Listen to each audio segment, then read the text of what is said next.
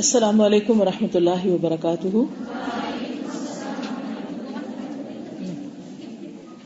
نحمده ونصلي على رسوله الكريم، اما بعد فاعوذ باللہ من الشیطان الرجیم، بسم اللہ الرحمن الرحیم، رب اشرح لي صدری ويسر لي امری واحلل عقدۃ من لسانی یفقهوا قولی۔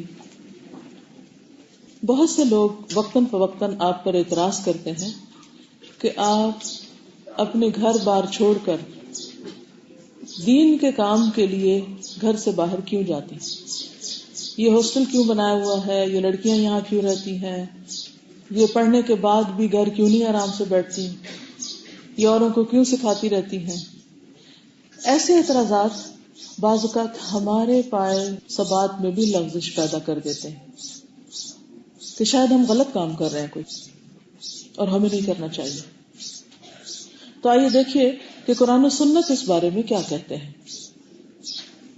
بسم اللہ الرحمن الرحیم، اللہ سبحانہ وتعالیٰ کا ارشاد ہے سورۃ ہود آیت نمبر 116 اور 117، فلولا كان من القرون من قبلكم اولو بقية ينهون عن الفساد في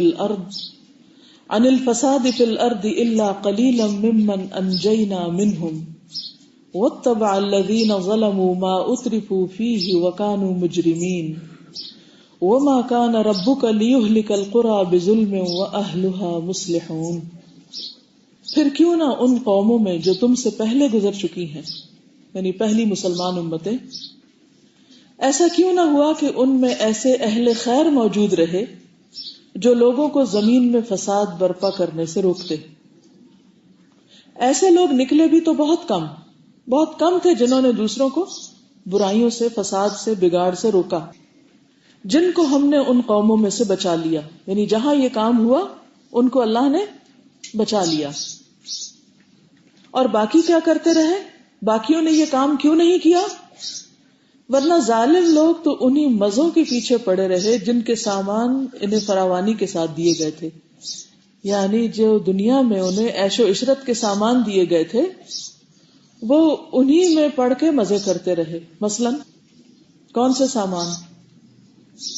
ما اترفوا فیہ واتبع الذین، پیچھے پڑے رہے، پیچھے چلتے رہے، الذین ظلموا، جنہوں نے ظلم کیا، اللہ کی بات نہ مانی، دوسروں کو اللہ کی طرف نہیں بلایا۔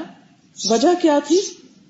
وجہ یہ تھی کہ وہ دنیا میں مزے کی زندگی گزارنا چاہتے تھے، وہ عیش و عشرت میں پڑے رہے۔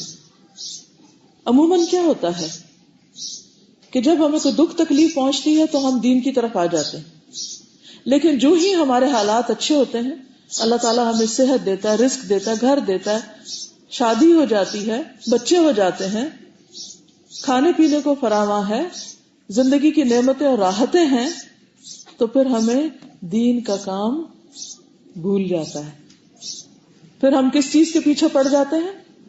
ما اترفوا فیہ، جو نعمتیں، جو آسائشیں انہیں دنیا میں ملی وہ اس کے پیچھے لگ جاتے ہیں، کیونکہ یہ سب کچھ تو بنایا اس لیے کہ انجوائے کریں، اور اگر اس کو انجوائے نہ کریں اور روز تکلیف اٹھا کے روکھی سوکھی کھا کے گھر سے نکلے تو یہ تو بڑا مشکل کام ہے۔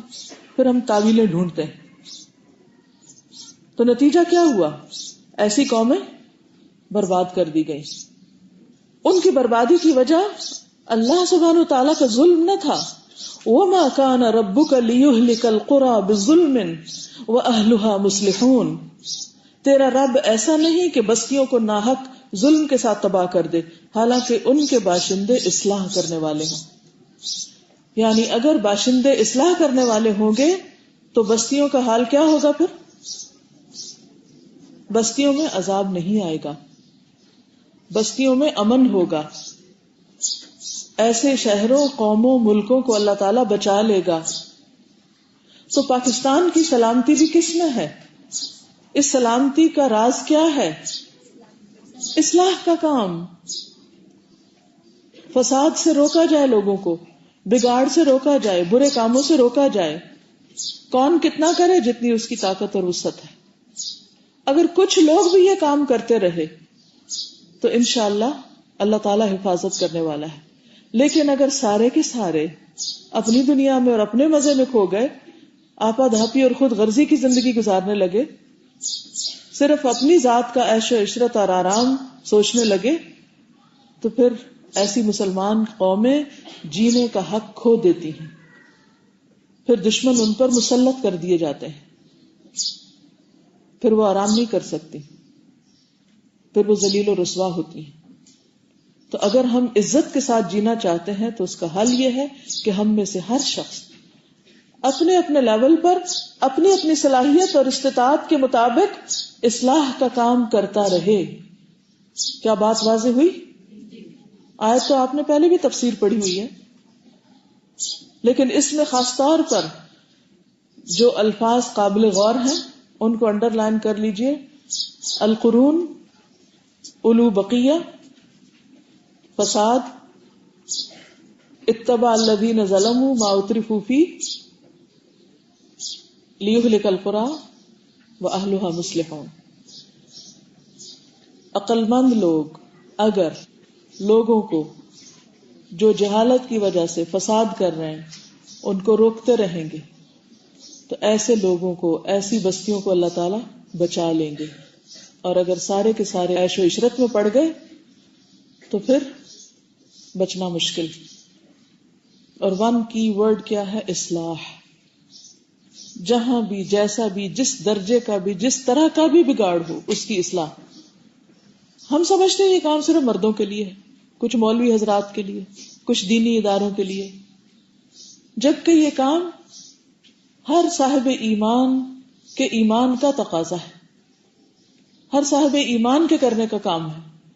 والمؤمنون والمؤمنات، مؤمنات کون ہے؟ کیا ہم نہیں؟ بعضهم اولیاء بعض، ان میں سے بعض بعض کے مددگار ہیں۔ مددگار ہونے کا مطلب کیا ہے؟ ایک دوسرے کو سپورٹ کرتے ہیں، مل جل کے یہ کام کرتے ہیں، ایک دوسرے کی کمی پوری کرنے والے ہیں، کیونکہ اللہ سبحانہ وتعالیٰ نے ہر ایک کو الگ الگ صلاحیتوں سے نوازا ہے۔ کیا کرتے ہیں ان کے سپورٹ گروپ؟ کس کام کے لیے ہیں؟ اب دیکھیے ترقی یافتہ ممالک میں ہر چھوٹے بڑے کاز کے لیے سپورٹ گروپ بن جاتے ہیں۔ کسی کو کینسر ہو گیا تو وہ اپنے آپ کو لے جاتا ہے اس کینسر سپورٹ گروپ میں کہ وہ ایک دوسرے کی مدد کرتے ہیں کہ اس بیماری کو کس طرح فائٹ کریں۔ کوئی کسی اور مشکل میں گرفتار ہے تو وہ ایک سپورٹ گروپ بنا لیتا ہے۔ تو اہل ایمان کا سپورٹ گروپ کس کام کے لیے ہوتا ہے؟ یأمرون بالمعروف وینہون عن المنکر، نیکی کا حکم دینے والے اور برائی سے روکنے والے، ویقیمون الصلاۃ، اور وہ نماز قائم کرتے ہیں۔ اب آپ دیکھیے کہ نماز کی زندگی میں کس قدر اہمیت ہے، لیکن یہاں اس آیت میں نماز کا حکم بھی امر بالمعروف اور نہی عن المنکر کے بعد دیا گیا ہے، کیونکہ وہ تو اپنے وقت کے ساتھ ہے نا، اور نہی عن المنکر کے لیے کوئی وقت مقرر نہیں ہے، یہ تو 24/7 کام ہے، ہفتے کے سارے دنوں کا کام ہے۔ یہ کوئی جاب نہیں ہے کہ جس کے اوقات مقرر ہوں کہ ہاں میں اتنے گھنٹے کے لیے یہ کام کروں گی اور باقی وقت میں اپنی عیش و عشرت نہیں۔ وہ تو جہاں جس وقت جب موقع ملے، جو اللہ سبحانہ و تعالیٰ توفیق دے، وہ یہ کام مومن ہونے کے ناطے کرتا چلا جاتا ہے۔ وَيُؤْتُونَ الزَّكَاةَ، اور وہ زکوٰۃ ادا کرتے ہیں۔ وَيُطِيعُونَ اللَّهَ وَرَسُولَهُ، اللہ اور اس کے رسول کی اطاعت کرتے ہیں۔ أُولَئِكَ سَيَرْحَمُهُمُ اللَّهُ، ایسے لوگوں پر عنقریب اللہ رحم فرمائے گا۔ رحمت کے مستحق کون ہے؟ کون ہے رحمت کے مستحق؟ مرد اور عورتیں جو یأمرون بالمعروف اور ینہون عن المنکر کریں۔ خالی نماز روزہ کافی نہ ہوگا۔ ان اللہ عزیز حکیم، بے شک اللہ غالب ہے، حکمت والا ہے۔ اس کو پتا تھا کہ یہ ذمہ داری عورتوں کو بھی دی جانی چاہیے کہ اپنی کیپیسٹی میں، اپنے حالات کے مطابق، اپنے دائرہ کار میں وہ بھی کریں، اور یہ کام قربانی کے درجے پر ہوتا ہے۔ جب تک اللہ رسول سے محبت نہ ہو اور اس کام سے محبت نہ ہو، یہ کام ہو نہیں سکتا۔ اسی لیے اللہ سبحانہ وتعالیٰ فرماتے ہیں قل ان کان آباؤکم وابناؤکم واخوانکم وازواجکم وعشیرتکم واموال اقترفتموها وتجارۃ تخشون کسادها ومساکن ترضونها احب الیکم من اللہ ورسولہ وجہاد فی سبیلہ فتربصوا حتی یأتی اللہ بامرہ واللہ لا یہدی القوم الفاسقین۔ اے نبی صلی اللہ علیہ وسلم، آپ کہہ دیجئے، ان کو بتا دیجئے، اعلان کر دیجئے، کیا ان کان آباؤکم، اگر تمہارے باپ، و ابناؤکم اور تمہارے بیٹے، و اخوانکم اور تمہارے بھائی، و ازواجکم اور تمہاری بیویاں یا شوہر، و عشیرتکم اور تمہارے عزیز و اقارب، کنبہ قبیلہ، برادری، خاندان، و اموال اقترفتموها اور وہ مال جو تم نے کمائے ہیں بزنس سے، جاب کر کے، کہیں سے بھی، و تجارت تخشون کسادہا اور تجارت جس کے مان پڑ جانے کا تمہیں خوف ہے کہ اگر ہم نے دین میں وقت لگایا تو بزنس اتنا فلرش نہیں کرے گا، پھر اتنا نہیں کما سکیں گے، و مساکن ترضونہا اور گھر جن کو تم بہت پسند کرتے. اس وقت ہم سب یہ کر سکتے تھے نا کہ یہاں بیٹھنے کی بجائے اپنے گھروں میں ہوتے، اے سی لگا کے بیٹھ جاتے کہ دوپہر ہوگی اب ذرا آرام کریں، ٹھنڈی ہوا لیں، تھوڑا سو جائیں، رات تو نیند نہیں آئی، بجلی چلی گئی تھی، اب رات کی نیند کی کمی اب پوری کر لیں. یا کچھ بھی اور کر سکتے تھے، مزے مزے کے کھانے پکا سکتے تھے، سب کے ساتھ بیٹھ کے کھا سکتے تھے، کسی کافی پارٹی میں جا سکتے تھے، لوگوں کو انوائٹ کر سکتے تھے. لیکن اس گرمی میں، اس ہجوم میں، بغیر کسی پنکھے کے یہاں بیٹھنا، اپنے آپ کو اس مشقت میں ڈالنا، فاصلے طے کر کے یہاں پہنچنا اور پھر یہاں سے اٹھ کر اور کسی کام کے لیے نکل پڑنا، یہ سب وہی کر سکتا ہے جو قربانی کی سطح پہ جیتا ہو، جو اپنی محبتیں قربان کر سکتا ہو، جو اپنا آرام قربان کر سکتا ہو. تو اللہ تعالیٰ فرماتے ہیں اگر ان سب چیزوں کی محبت احب الیکم زیادہ محبوب ہے تم کو، من اللہ اللہ سے، و رسولہ اور اس کے رسول سے، و جہاد فی سبیلہ اور اس کے راستے میں جہاد سے. قتال لفظ نہیں آیا، جہاد آیا، اٹ موسٹ اسٹرگل، سخت محنت. کس راستے میں محنت؟ گھر سجانے میں محنت، کچن کی گرمی میں محنت، فی سبیلہ اس کے راستے میں محنت، کہ امر بالمعروف اور نہی عن المنکر کر سکیں، کہ فساد سے روکنے کے لیے اصلاح کا کام کر سکیں. اگر یہ سب چیزیں تمہیں پسند نہیں اور تمہیں اپنے یہ رشتہ دار اور گھر بار بہت پسند ہے، اپنی جابز اور بزنس بہت پسند ہے، تو پھر انتظار کرو، فتربصوا انتظار کرو برے وقت کا، حتی یأتی اللہ بامرہ یہاں تک کہ اللہ اپنا فیصلہ لے آئے. تم سمجھو گے کہ یہ دوسروں کی سازشیں ہیں، تمہارے دشمنوں کی سازشیں ہیں؟ نہیں، یہ تمہاری سزا ہے کہ تم نے اللہ، رسول اور اس کے دین کے کام سے بڑھ کر ان سب چیزوں سے محبت کی. یہ محبتوں کا امتحان ہے. واللہ لا یہدی القوم الفاسقین اور اللہ فاسق لوگوں کو تو ہدایت بھی نہیں دیتا. وہ بعض اوقات قرآن پڑھ کر بھی ان پڑھ رہتے ہیں کیونکہ وہ کرنے کا وہ کام نہیں کرتے جو انہیں کرنا چاہیے، جس کے کرنے کے لیے قربانی دینا پڑتی ہے. یہ کام ہم کیوں کر رہے ہیں؟ ہمارے اوپر یہ ذمہ داری کیوں ہے؟ اس لیے کہ پیغمبروں کی آمد کا سلسلہ بند ہو چکا ہے، اب پیغمبر نہیں آئیں گے.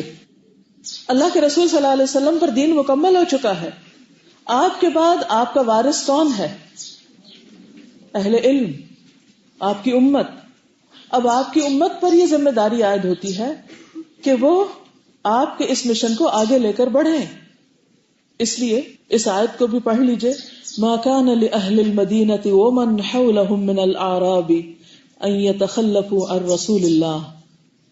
اس دور میں تو جو لوگ جی رہے تھے ان کو یہ آیت سنائی گئی، لیکن ومن حولهم مدینہ کے آس پاس زمان کے اعتبار سے بھی اور پھر مکان کے اعتبار سے بھی اس دور کے لوگوں کو بھی، اور قرآن میں یہ آیت باقی رہی تو اس میں ہمارے لیے بھی سبق ہے کہ یہ جائز ہی نہیں مدینہ کے باشندوں اور گرد و نواح کے بدویوں کے لیے کہ اللہ کے رسول کو چھوڑ کر گھر بیٹھ رہتے، کہ اللہ کے رسول صلی اللہ علیہ وسلم تو بدر و حنین میں تکلیفیں اٹھائیں، لوگوں کو دین سکھانے میں بھوک پیاس کاٹیں، اور ہم ان کے مشن کو چھوڑ کر گھر بیٹھ رہے ہیں، آرام فرمائیں.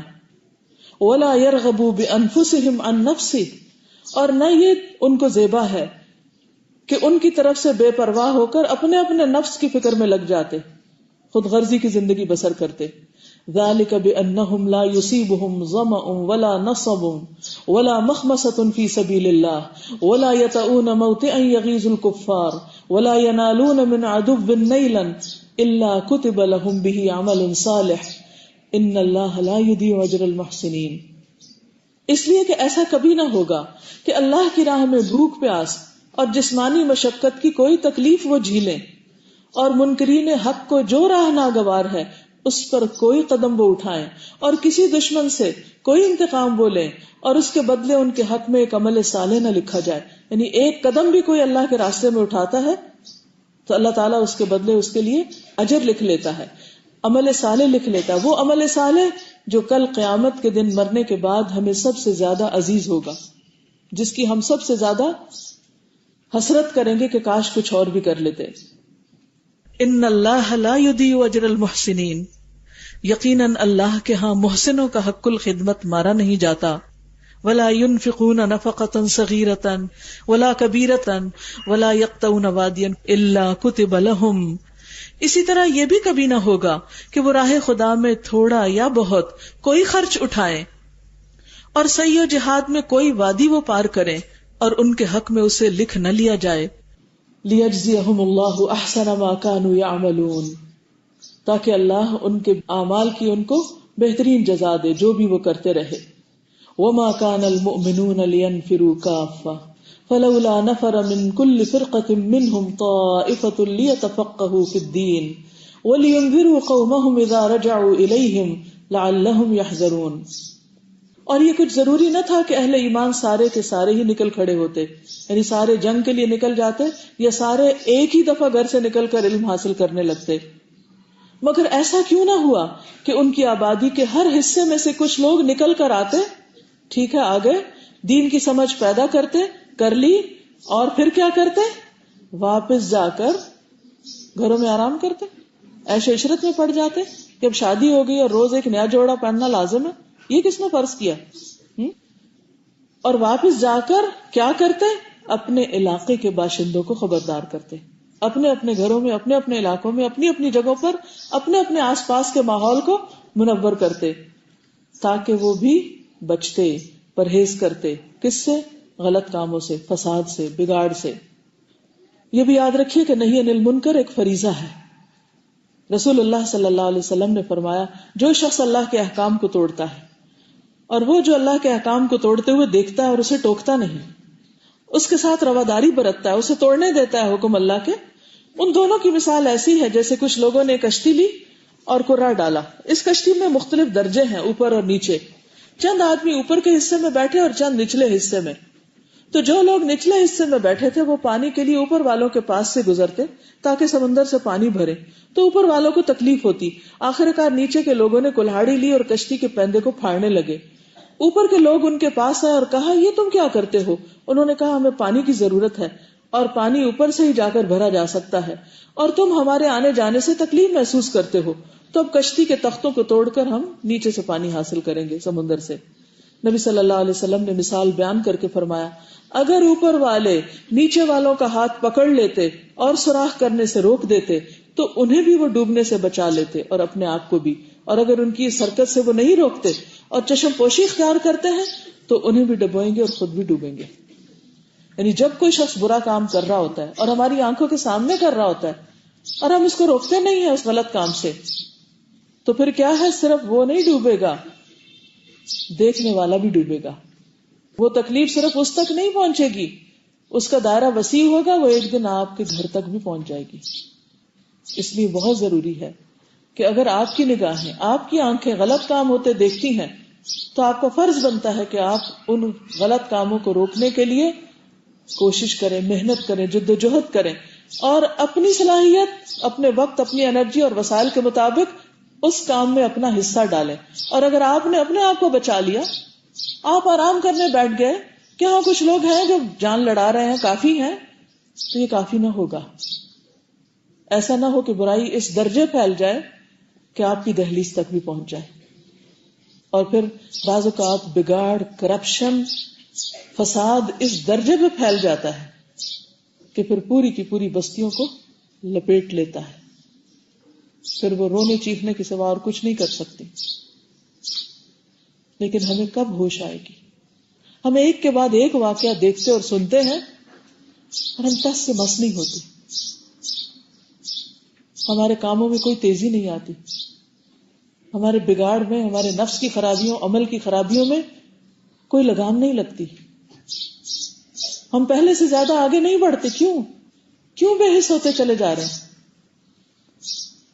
وہ کون سی وحی اب اترے گی جو مجھے اور آپ کو یہ سمجھائے گی کہ یہ کام کرنا ضروری ہے اگر نجات چاہتے ہو دنیا میں، عزت چاہتے ہو دنیا میں، بحیثیت مسلمان جینا چاہتے ہو دنیا میں؟ تو خود بھی لگاؤ، اپنے آپ کو مال بھی لگاؤ، اپنی نسلوں کو بھی لگاؤ، اور دوسروں کو بھی ساتھ شریک کرو. کسی کورس کے ختم ہونے کا مطلب یہ نہیں کہ اب آرام کی زندگی شروع ہو گئی.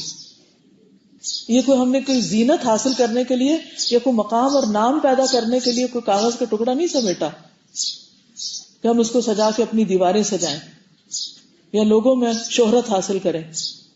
یہ تو اس لیے ہے تاکہ ہم دنیا میں بھی عزت سے جی سکیں اور عزت سے بڑھ کر بحیثیت مسلمان جی سکیں اور آخرت میں بھی سرخرو ہو سکیں. ورنہ بنی اسرائیل کے ساتھ کیا ہوا تھا؟ لعن الذین کفروا من بنی اسرائیل علی لسان داود و عیسی ابن مریم. عیسی ابن مریم اور داؤد علیہ السلام کی زبان سے بنی اسرائیل جو مسلمان قوم تھی، پیغمبروں کی زبان سے ان پر لعنت بھیجی گئی. لعنت بھیجی گئی. کیوں بھیجی گئی تھی؟ کچھ یاد ہے کیوں بھیجی گئی تھی؟ کانوا لا یتناہون عن منکر فعلوہ.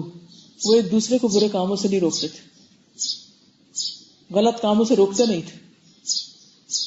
آج ہم بھی کسی کو برا کرتے دیکھتے ہیں، منع نہیں کرتے، ہم کہتے نہیں یہ تو میرے پیچھے پڑ جائے گا، میں کیوں برا بنوں، میں کیوں کہوں، ہو رہا ہے نا، لوگ کر رہے ہیں.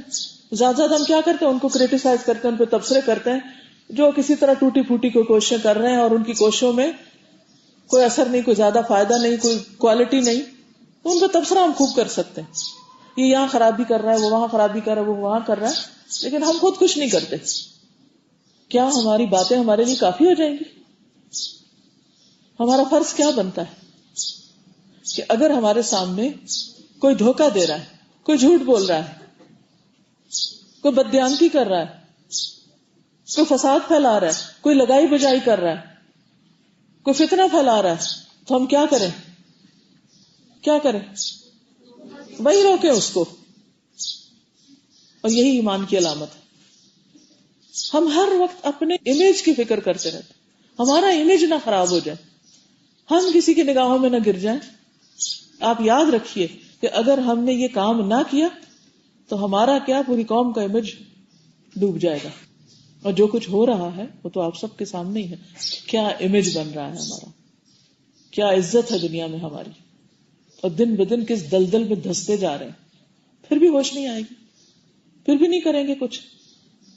بہت دور کی بات تو دور ہے، اپنے اندر کی خرابیوں کو تو ہم دور کر لیں، اپنی سستی کمی کوتاہی کو تو دور کریں، اپنے اوقات کا تو محاسبہ کریں. جو وقت اور صلاحیت اللہ نے ہمیں دی ہے، اپنے آپ کو خود پکڑیں، خود سزا دیں کہ یہ وقت کیوں ضائع کر رہے ہیں ہم، اور کرنے کے کام کیوں پینڈنگ میں جا رہے ہیں، کیوں پیچھے جا رہے ہیں، کہاں میری ذمہ داریوں میں کمی آ رہی، کہاں میں کچھ اور کر سکتی ہوں اور مجھے کرنا چاہیے، کہاں سے میں اور وقت بچا کر یہ اور یہ مزید سیکھ سکتی ہوں. ہم اپنے ساتھ بھی زیادتی کریں اور دوسروں کے ساتھ بھی. ہمیں تو اللہ نے چنا تھا کہ پوری دنیا کے سامنے دین کی بات رکھو، اور ہم تو خود بھی ڈھیلے ڈالے ہیں، اپنے لیے بھی اسے اپنی ضرورت نہیں سمجھتے. تو اس لیے ہم میں سے ہر شخص کے لیے لازم ہے کہ وہ اپنا اپنا محاسبہ کرے کہ کہاں کن باتوں میں وقت ضائع کر رہا ہے. ان حماقتوں سے ہم نکلیں، خود فریبیوں سے نکلیں اور کرنے کا کام کریں. اسی میں نجات ہے اور اسی میں فائدہ ہے. اللہ تعالیٰ کو ہم کسی بہانے سے راضی نہیں کر سکتے. اپنے ضمیر سے پوچھیں کہ ہم اس کام کے لیے کیا کیا طریقے اختیار کریں. پھر آپ دیکھیے کہ شروع قریب سے کرنا چاہیے، قریب ترین سے. جیسے پہلے بھی میں نے کہا نا کہ اپنے اندر سے اصلاح شروع کریں. اصلاح صرف باہر جا کر نہیں ہوگی، اپنے اندر سے شروع کریں. اپنی ساتھی کو جانچیں، اپنے سامنے کے لوگوں کو دیکھیں یہ کیا کر رہے ہیں، یہ اپنا کام کر رہے ہیں یا نہیں کر رہے. نہیں کر رہے تو ان کو وہی سمجھائیں.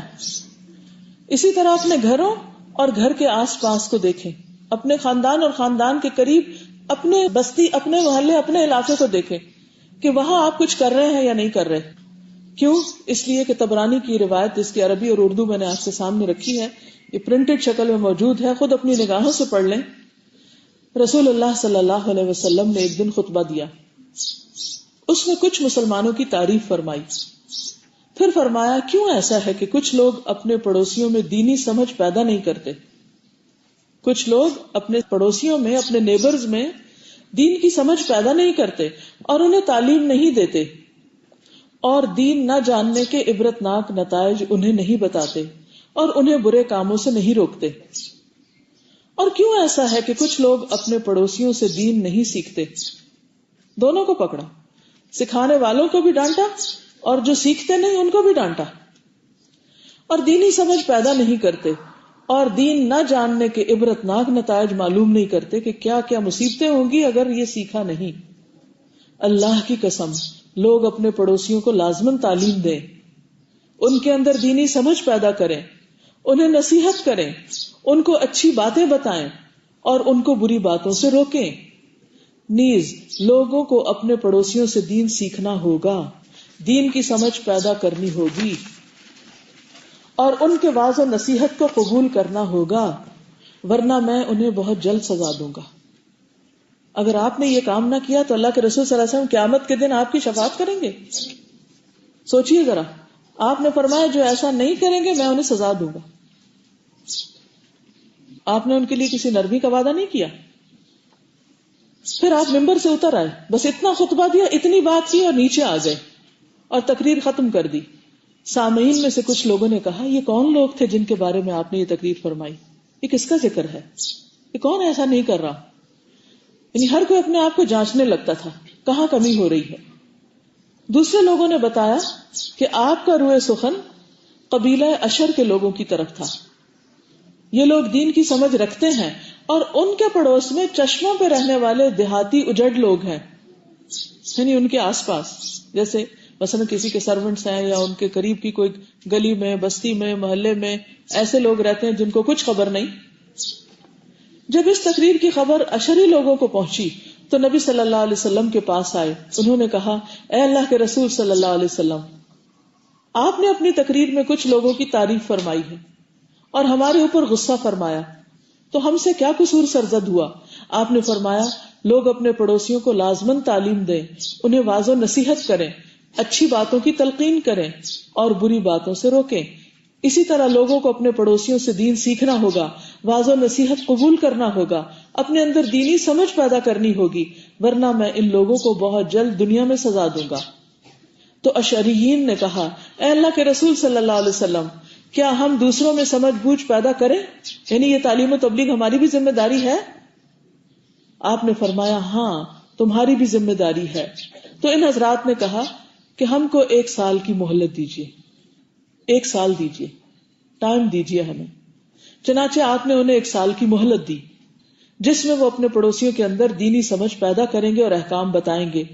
اس کے بعد حضور صلی اللہ علیہ وسلم نے یہ آیت پڑھی، لعن الذین کفروا من بنی اسرائیل علی لسان داؤد و عیسی ابن مریم، داؤد علیہ السلام کی زبان سے اور عیسیٰ علیہ السلام کی زبان سے بنی اسرائیل کے کفر کرنے والوں پہ لعنت کی گئی، اور یہ لعنت اس لیے کی گئی کہ انہوں نے نافرمانی کی راہ اختیار کی اور برابر اللہ کے احکام توڑتے چلے گئے۔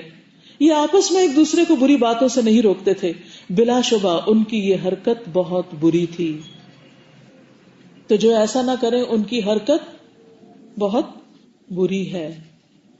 یہ نہ سوچیں کہ انہوں نے قرآن حفظ کر لیا یا ترجمے سے پڑھ لیا اور تفسیر میں بھی 100% نمبر لے لیے اور اب حدیث بھی پڑھ لی اور اب تجوید بھی ٹھیک کر لی اور پھر گھر واپس جائیں اور شادی کر کے اور سج بن کے بس دلہنیں بن کے بیٹھ جائیں اور زندگی کا مقصد صرف سیر و تفریح سمجھیں یا صرف گھروں کی ڈیکوریشن سمجھیں یا کپڑوں اور زیور میں مقابلہ سمجھیں کہ عورت کا مقام تو گھر ہے، اسے تو سج بن کے شوہر کے لیے بس گھر میں ہی بیٹھنا چاہیے، نہ گھر میں کسی کو بلا کے پڑھانا چاہیے اور نہ پڑھانے کے لیے کہیں جانا چاہیے، اور پڑوس میں اور اس کے اپنے سرونٹس میں اور رشتہ داروں میں، خاندان برادری میں کوئی شرک کرتا تو کرے، کوئی بگڑتا تو بگڑے، وہ تو سجنے بننے کے لیے اور آرام کرنے کے لیے آئی ہیں۔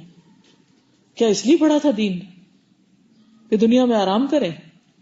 ٹھیک ہے آرام کریں، شوہر کا حق دیں، بچوں کا دیں، سب کا دیں، لیکن اپنے وقت کا کچھ حصہ اپنے رب کے کام کے لیے بھی ضرور نکالیں، جہادن فی سبیلہ کے لیے بھی ضرور نکالیں۔ یہ آپ کے ایمان کا تقاضا ہے، اگر آپ چاہتے ہیں پاکستان سلامت رہے، اگر آپ چاہتے ہیں کہ آپ کا ایمان سلامت رہے، تو آپ میں سے ہر ایک کو لازماً اپنی صلاحیت کے مطابق کچھ نہ کچھ حصہ ضرور ڈالنا ہوگا. اور اگر بے حسی آ گئی ہے اور کسی چیز کی پرواہ نہیں، نہ عزت ذلت کی، نہ زندگی موت کی، اور نہ دین ایمان کی، اور نہ آخرت کی، پھر جو جی چاہے کریں، عیش و عشرت کریں. کتنے دن کریں گے؟ کتنے دن یہ سب کچھ ہوگا؟ کتنے دن جیئیں گے؟ کتنے دن کھائیں پیئیں گے مزے مزے کے کھانے؟ کتنے دن گھومے پھریں گے؟ کتنے دن اپنی مرضی سے جی سکیں گے؟ بتائیے تو صحیح. آخر تو ایک دن اللہ ہی کے حضور واپس جانا ہے نا، حوض کوثر پہ پہنچنا ہے، پانی پینا ہے آپ کے ہاتھ سے، تو کچھ کر کے جائیں گے تو آپ کو منہ دکھائیں گے نا. ورنہ تو آپ نے اشرین کے لیے کچھ اور فرمایا اور میرے اور آپ کے لیے کوئی اور بات ہو. اور بڑے آرام سے ہم بہانہ کر، لوگ سنتے ہی نہیں. جب ہم خود ہی نہیں سنتے، ہمارے ہی دل ضمیر نہیں سنتے، تو کسی کو کیا سنائیں گے ہم؟ جو اپنے آپ کو سنوا سکتا ہے وہ سب کو سنوا سکتا ہے. تو اس لیے کبھی آپ کے دل میں کوئی ڈاؤٹ آنے نہ پائے کہ یہ کام صرف چند لوگوں کا کام ہے اور بیکار کا کام ہے اور صرف کچھ لوگ کر لیں تو کافی ہے. نہیں، ہرگز نہیں. پچھلی دفعہ اسما ظفر جب آئی تھی تو انہوں نے بتایا تھا کہ کس طرح وہ کچھ گاؤں میں گئی اور 54 عورتوں میں سے صرف ایک کو سورت فاتحہ آتی تھی. اگر کسی مسلمان قوم میں ایک گاؤں کے اندر 53 عورتوں کو، جو اس وقت حاضر تھی، جو نہیں تھی وہ تو نہیں تھی، جو حاضر تھی، اگر ان کو سورت فاتحہ ہی نہیں آتی، جس کے بغیر نماز ہی نہیں ہوتی، تو سوچئے کہ ان کی زندگی کس کام میں گزری، جنہوں نے زندگی میں ایک دفعہ بھی نماز نہ پڑھی. کون سکھائے گا ان کو؟ کون سکھائے گا؟ ہم اپنے کاموں کے لیے ہر جگہ چلے جاتے ہیں، پھر ہمارے پاس گاڑی بھی ہوتی ہے، کرایہ بھی ہوتا ہے، سب کچھ مل جاتا ہے، لیکن اس کام کے لیے کبھی نکلنے کا جہاد فی سبیلہ ہی سوچ ہی نہیں آتی کہ ہماری گاڑی، ہمارا پیٹرول، ہمارے پیسے، ہماری انرجی کبھی اللہ کے دین کو سکھانے کے لیے بھی استعمال ہو. پچھلے دنوں کراچی میں تھی میں، تو الحمدللہ ایک سندھی کورس ختم ہوا، کیونکہ ڈے 1 سے میں جب کراچی میں تھی تو اس بات کے لیے کوشش کر رہی تھی کہ، کیونکہ وہاں جانے سے پہلے میں نے انٹیریئر سندھ کے حالات سن رکھے تھے کہ وہاں پر بہت جہالت ہے، اور ڈاکٹر غازی نے بھی ایک دفعہ بتایا کہ کس طرح وہاں پر کوئی جنازہ پڑھانے والا نہیں ملتا. تو کوئی شخص بیمار تھا تو اس کے گاؤں میں تبلیغی جماعت والے گئے تو انہوں نے کہا پلیز آپ ان کے لیے ابھی سے جنازہ پڑھ دیں کیونکہ مرنے والے ہیں، اور اگر آپ نے نہیں پڑھا تو ان کا کون جنازہ پڑھائے گا، ہم کہاں دفن کریں گے ان کو. تو الحمدللہ اللہ کے فضل سے ایک سخت محنت کے بعد اور کوششوں کے بعد دور دراز کے علاقوں سے کچھ بچیاں آئی ہیں، اتنی شارپ، اتنی انٹیلیجنٹ، اتنی ٹیلنٹڈ ینگ گرلز، آپ سوچ نہیں سکتے. حیرت ہوتی ہے مجھے ان کے فریش مائنڈز پر کہ ہمارے بچوں کو 10 دفعہ ایک بات سکھائے نا تو ان کو نہیں سمجھ آتی. صرف 2.5 ماہ کے مختصر عرصے میں انہیں الف سے با پڑھنا نہیں آتا تھا، نہ صرف کہ پڑھنے لگ گئی، صبح شام کی ساری دعائیں زبانی یاد ہے، جو شاید آپ میں سے بھی سب کو یاد نہ ہو، کیونکہ اکثر وہ لڑکیاں کتاب کھول کے پڑھتے دیکھتی ہیں. زبانی انہوں نے میرے سامنے بیٹھ کے سب پڑھی، ان کا ترجمہ سندھی میں سیکھا، کئی صورتیں یاد کی، اردو لکھنا پڑھنا سیکھا، میت کو نہلانے اور جنازے کی دعائیں وغیرہ ان کو سکھائی کہ کسی کے لیے بخشش کی دعا کر سکے. غسل اور حیض کے مسائل ان کو سکھائے گئے کہ پتہ ہی نہیں کہ پاک بھی ہونا ہے، بنیادی چیز طہارت ایمان کا حصہ ہے، پتہ ہی نہیں. تو ان چھوٹی چھوٹی بچیوں کو، 2 بچیاں ایسی تھی کہ جو ابھی ریسنٹلی ہندو سے مسلمان ہوئی تھی. اب ان میں سے ایک بچی نے خود سیکھا، وہ اپنے دادا کے بارے میں اس قدر فکر مند کہ وہ اگر شرک پہ مر گئے تو کیا بنے گا، وہ کسی تو باجی ان کے لیے دعا کرے وہ کس طرح مسلمان ہو جائے. چھوٹی چھوٹی کوششیں، چھوٹے چھوٹے چراغ ہیں، مننے چراغ، بالکل اتنی لڑکیاں. اس سے پچھلا جو کورس ہوا تھا اس میں سے ایک بچی نے جا کے 3 گاؤں کے لوگوں کو نماز سکھائی. تو میں سوچتی ہوں کہ اگر یہ ان پڑھ بچیاں تھوڑا سا سیکھ کر ایک کے پاس بغیر کسی جھجک کے، بغیر کسی ڈر شرم کے، جو ہم لوگوں کو بہت اپنی سیلف کانشیس ہوتے ہیں، دوپٹہ ادھر سے ادھر نہ ہو جائے اور ہم چال خراب نہ ہو جائے اور پتہ نہیں اور کوئی ہمیں کسی ایسی نظر سے نہ دیکھے، صرف اپنی ہی آپ کو سجانے میں زندگی گزر رہی ہے، تو ان کو اس طرح کے کوئی کمپلیکسز نہیں. اپ فرنٹ جو سیکھا کھلا بتایا، جا کے اوروں کو بھی بہت کچھ سکھا کے آئی ہیں ماشاءاللہ. اور اس میں آپ یقین کریں کہ جس بچی نے ان کو تجویز سکھائی، جب وہ پروگرام ہو رہا تو سامنے بیٹھی تھی میری، اور جب میں اس پر نظر ڈالتی میرے دل سے دعا نکلتی. جب میرے دل میں آتا اللہ اس کو کتنا بڑا اجر دے گا کہ جس نے ان ان پڑھ ٹوٹلی بلینک را پتھروں کو اٹھا کے اس نے ہیرا بنا دیا. اور اب وہ پریشان تھی بچی کہ 3 ماہ بعد میری شادی ہونے والی ہے, میرے سسرال والے راضی نہیں کہ میں پڑھاؤں مزید. یہ ایک بچی کا مسئلہ نہیں, یہ بہت سی بچیوں کا مسئلہ ہے جن کو کچھ کرنا آتا ہے, ٹیکنیکس آتی ہیں, طریقے آتے ہیں, ان کو سسرال والے کام نہیں کرنے دیتے. اور سسرال والوں کی خواہش کیا تھی, کوئی دینی بچی مل جائے ہم کو. اب دینی بچی تو مل گئی, اب اس کے دین کو بھی لپیٹ کے رکھ دیا. اس قدر خود غرضی کہ وہ دین بس صرف ہمارے گھر میں رہ جائے, کسی اور تک وہ روشنی نہ پھیلے. کس قدر خود غرضی, کیا جواب دیں گے خدا کو؟ ہم کیوں اتنے اپنی ذات کے لیے خود غرض ہو گئے کہ ہر چیز ہمارا گھر صاف ستھرا ہو, ہمارے سارے لین دین کے سارے قصے جو ہیں وہ صحیح طور طریقے پر ہوں, ہمارے بچے بس بہت اچھی تربیت حاصل کر جائیں اور باقی ستیہ ناس ہو جائے سب کا. تو کیا جب آپ کے بچے باہر نکلیں گے تو دوسرے ان کو اپنے قبضے میں نہیں کر لیں گے؟ کب تک ہم اس خود غرضی کا شکار رہیں گے؟ کب نکلیں گے اس سے باہر؟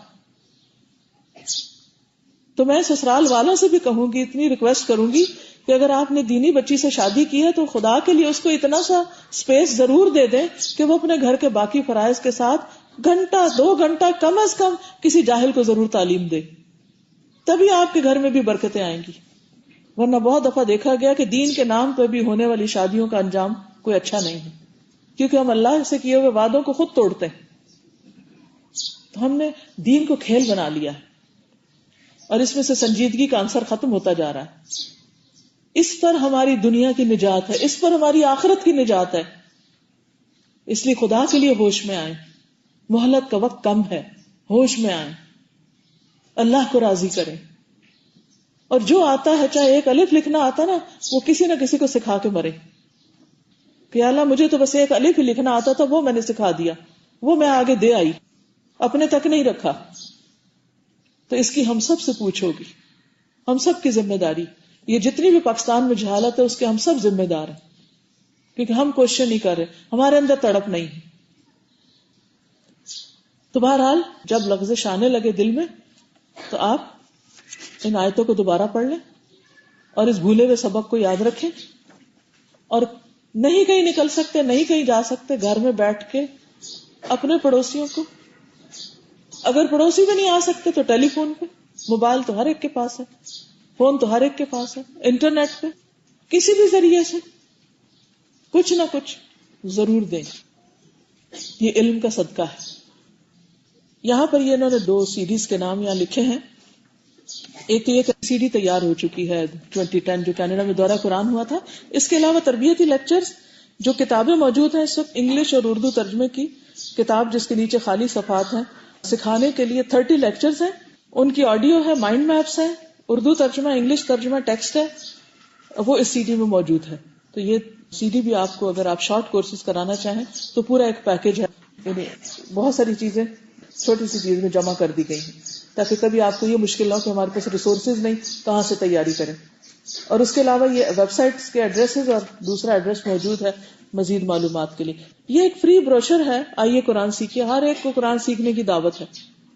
یہ آپ کے پاس ہمیشہ بیگ میں ہونا چاہیے. جہاں کہیں کوئی ملے آپ اس کو ایڈریس, کچھ سیریز وغیرہ کے بارے میں اور قرآن پڑھنے کی جو اہمیت ہے اس کے بارے میں مختصر سے یہ بات بتا سکتے ہیں. تو یہ فری آف کاسٹ ہے. سب کچھ نہ کچھ ضرور اپنے بیگ کے اندر رکھیں, بس میں, گاڑی میں, کار, کہیں پر بھی کسی پارٹی میں. اس وقت ہمیں ایڈریس نہیں مل رہا ہوتا, یہ سمجھ نہیں آتی کیا بتائیں کیا نہیں, تو یہ نکال کے فوراً آپ دوسرے کو دے سکتے ہیں. تو یہ چند چیزیں انشاءاللہ تعالیٰ آپ کو فائدہ دیں گی. سبحانک اللہم و بحمدک نشہد ان لا الہ الا انت نستغفرک و نتوب الیک. السلام علیکم و رحمۃ اللہ وبرکاتہ.